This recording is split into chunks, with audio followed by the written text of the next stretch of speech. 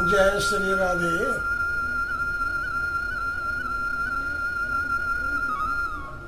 वृक्ष कबहु न फल भके, नदी न संचय नीर, और परमारथ के कारण साधु रखे शरीर।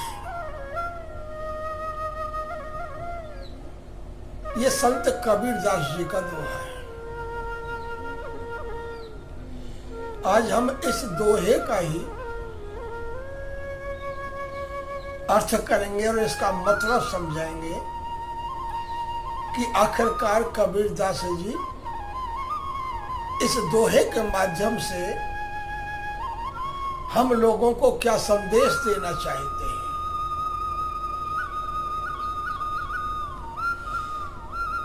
देखिए, अपने अपने विचारों की बातें कुछ लोग कबीरदास जी को निर्गुणी समझते हैं,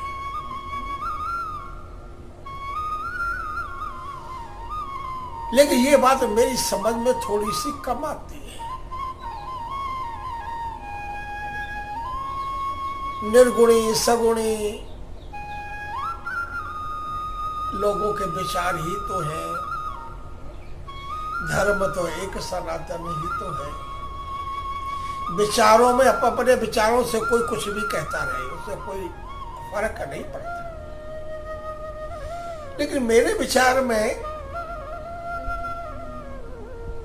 कबीरदास जी जो थे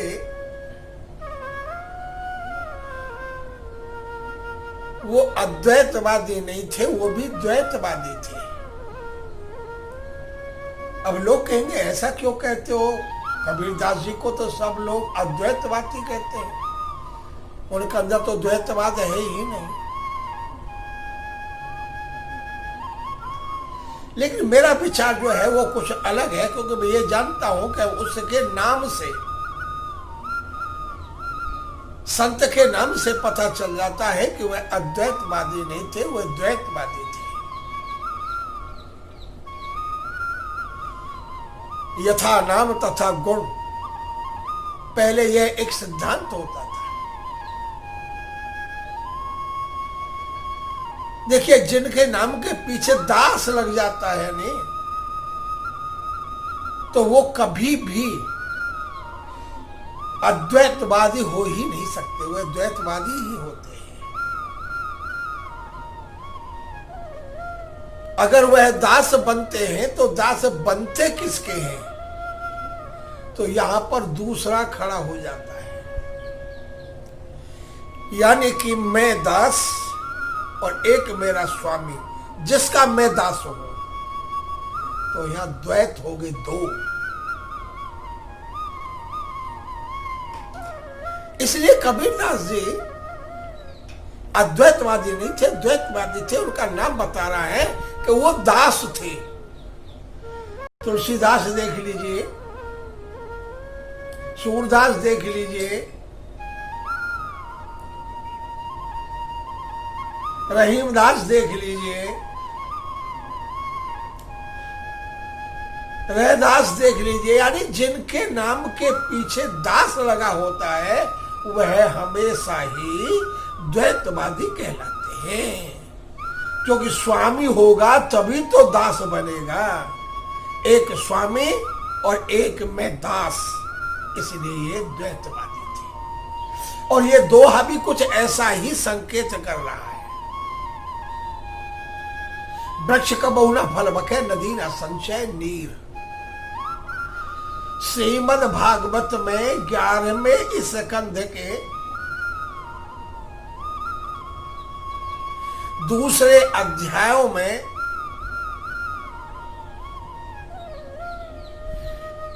राजा जनक जी का और 9 योगेश्वरों का संवाद है।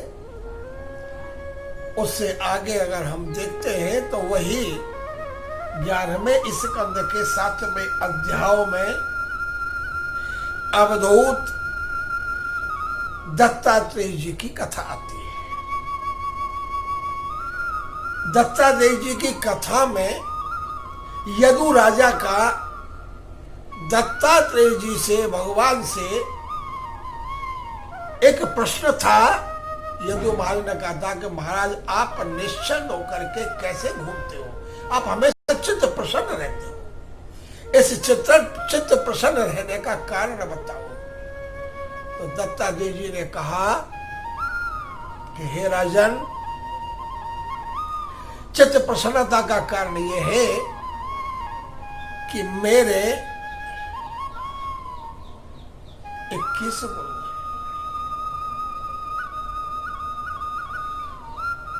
जिनसे मैंने शिक्षा प्राप्त की, जहां से मुझे अच्छी लगी वहीं से मैंने उनसे शिक्षा ग्रहण की, जो कि मेरे लाभप्रद की हो, जो मेरे को शांति दे। तो मैंने उन गुरुओं से बहुत कुछ सीखा। कितने गुरु थे? 24 गुरु दत्तात्रेय जी के। उन्हीं के हिसाब से आपको मैं बताता हूं कि कबीरदास जी ने भी ठीक उन्हीं का अनुकरण करके किया था कि शिक्षा जहां से मिले वहीं से ले लेनी चाहिए। तो ये जो कहा है कि वृक्ष कबहु न फल भके, नदी न संचय नीर, और परमार्थ के कारण नहीं साधु रखे शरीर। बताते हैं कि साधु का शरीर जो होता है वो परमार्थ के लिए होता है, दूसरे के लिए होता है। उसमें अपना कुछ नहीं होता, वह कार्य भी करता है तो निस्वार्थ भाव से करता है, वह अपना भला न देख करके सामने वाले का भला देखता है, जिसको परोपकार कहते हैं।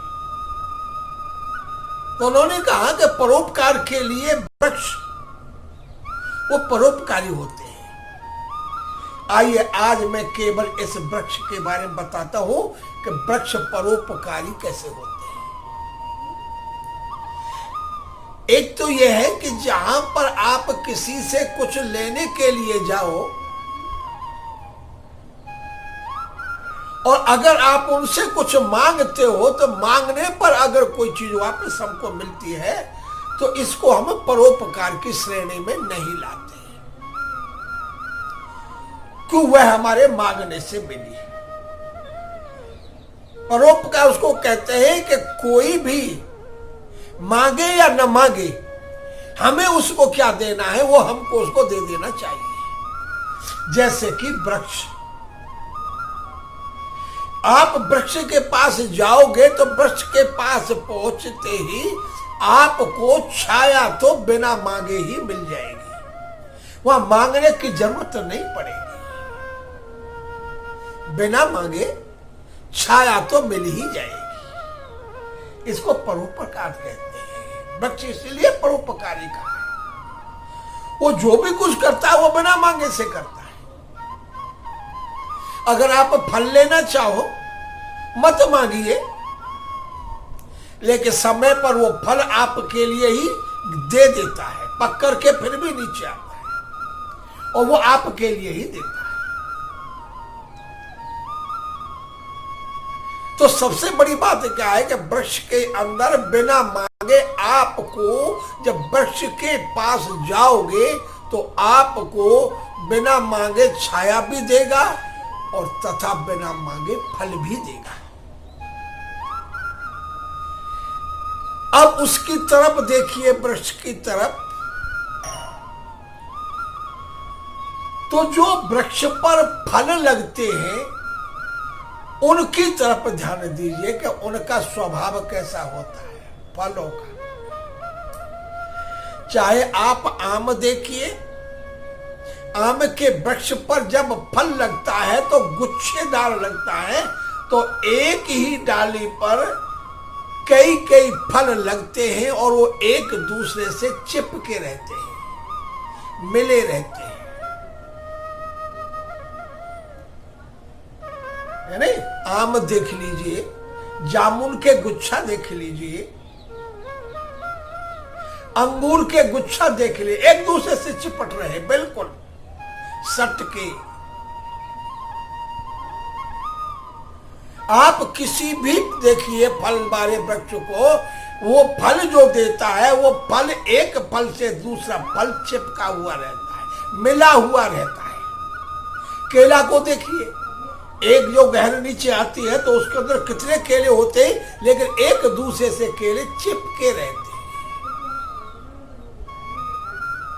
कभी आप उस पेड़ के नीचे बैठ करके और फल को देखिए तो आपको महसूस होगा कि देखिए ये फल एक दूसरे से किस तरह से चिपके हुए हैं, किस तरह से मिले हुए हैं। जैसे एक ही वृक्ष के फल एक दूसरे से चिपके रहते हैं, ठीक उसी प्रकार हमको भी इस जगत में इस वृक्ष रूपी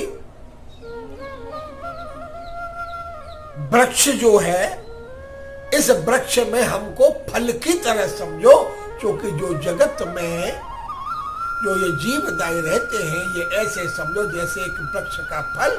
तो जैसे फल एक दूसरे से मेल से प्यार से रहता है, चिपक रहता है, उसी प्रकार हमको भी समस्त जनों को एक दूसरे से मिल कर के रहना चाहिए। हमारा एक दूसरे के साथ हमें प्यार होना चाहिए। हमें कभी भी एक दूसरे से द्वेष नहीं करना चाहिए। ये भी वृक्ष हमको शिक्षा देता है। वृक्ष के फलों से ये शिक्षा मिलती है, हमको भी प्यार से रहना चाहिए, द्वेष से नहीं रहना चाहिए। देते या नहीं, कभी विचार देखिए करके। बिना मांगे आपको छाया और फल देता है, और आप जब फल की तरफ देखोगे तो आपको शिक्षा मिलेगी कि ये फल भी कितने प्यार से रहते हैं। इसी प्रकार जैसे एक गुच्छे में कई फल होते हैं और चिपके रहते हैं, इसी प्रकार हमको एक दूसरे से प्रेम से रहना चाहिए। ये प्रेम भी सिखाता है। अब इसका और भी गुण सुनिए। कौन सा गुण है? देखिए, जब वृक्ष पर फल आता है तो जितना वृक्ष पर फल आता है उतना ही वृक्ष नीचे को झुकता है, झुकता है। जितना फल आएगा वृक्ष पर उतना ही वृक्ष नीचे को झुकेगा। इससे क्या मतलब हुआ कि हम लोग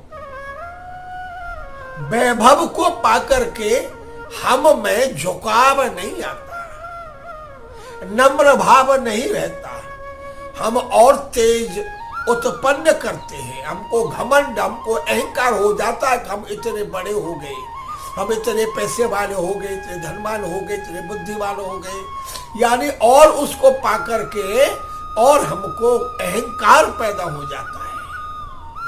तुलसीदास जी की चौपाई में ऐसा को जन्मा जगवाई और प्रभता मायताए मदन। लेकिन यहाँ वृक्ष से ये शिक्षा लेनी चाहिए, जिस प्रकार वृक्ष पर जितना फल लगता है वृक्ष उतना ही नीचे को झुकता है। इसलिए हमसे ये शिक्षा लेनी चाहिए कि हमको वैभव पा करके हमको नम्र होना चाहिए, क्षमावान, सुशीलता, शांत स्वभाव ये होना चाहिए। ये वृक्ष से एक हमको ये भी शिक्षा मिलती है। जो वृक्ष फल नहीं देते उनको भी देख लीजिए आप। जो वृक्ष फल नहीं देते, बिना फल वाले वृक्ष सीधे ऊपर को जाते हैं, ऊपर को। जैसे आपने देखा होगा पॉपुलर पर कोई फल नहीं आता, वो सीधा ऊपर को चलता है। एक सफेदा वाला पेड़ होता है सड़कों के किनारे, आपने देखा होगा, उसमें फल नहीं होता तो वो भी सीधा ही जाता है, क्योंकि उसमें झुकाव आता ही नहीं। फल ही नहीं जिसके पास तो झुकाव कैसा होगा। इसलिए अहंकार को त्याग करके और हमको वैभव प्राप्त करके विनम्र होना चाहिए। ये भी हमको वृक्ष से ही हमको ये शिक्षाएं मिलती है। लेकिन हमने कभी ये सोचा ही नहीं।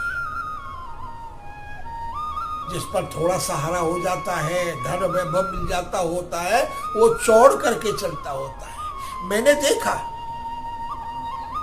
दरवाजा सबके घर में 6 फीट की लंबाई में 3.5 फीट की चौड़ाई के अधिकतर होते हैं, ज्यादा से ज्यादा 4 फीट का। और जो जरा थोड़े से वैभव पा जाते हैं ना, उनको देखिए तो अगर वो कहीं गले में चेन डाल ले, हाथों में अंगूठी देखो, एक से दूसरे में हाथ भरे रहते हैं अंगूठियों से, यानी जंजीर मोटी डाल लेते हैं, हाथ में ब्रासलेट डाल लेते हैं, और पर्स से जेब भरा रहता है जिसमें नोट होते हैं। फिर उनकी चाल देखिए आप, उसमें झुकावा नहीं होता, वो इतना छोड़ करके चलता है, चाहे शरीर उसका कितना भी दुबला पतला हो, लेकिन हाथों को जरूर खोल के चलता है, और वह उस 4 फीट के दरवाजे में भी नहीं समा पाता, इतना फूल जाता है। इसलिए ये वैभव पा करके ये अहंकार नहीं होना चाहिए। वृक्ष से हमको बहुत ही शिक्षा मिलती है। हमको हर जगह किसी ना किसी में कोई ना कोई गुण होता है। हम लोगों को गुणों को स्वीकार करना चाहिए, हमें किसी के अवगुण नहीं देखने। गुण देखो, जिस गुण को हम देखेंगे, अगर वो गुण हमको ग्रहण हो जाए, अपने लिए वो मिल जाए, तो हमारा जीवन उसी से सफल हो जाता है। वृक्ष कभी फल अपने आप स्वयं के लिए नहीं होता, कभी वह स्वयं अपने उसको फल को नहीं खाता।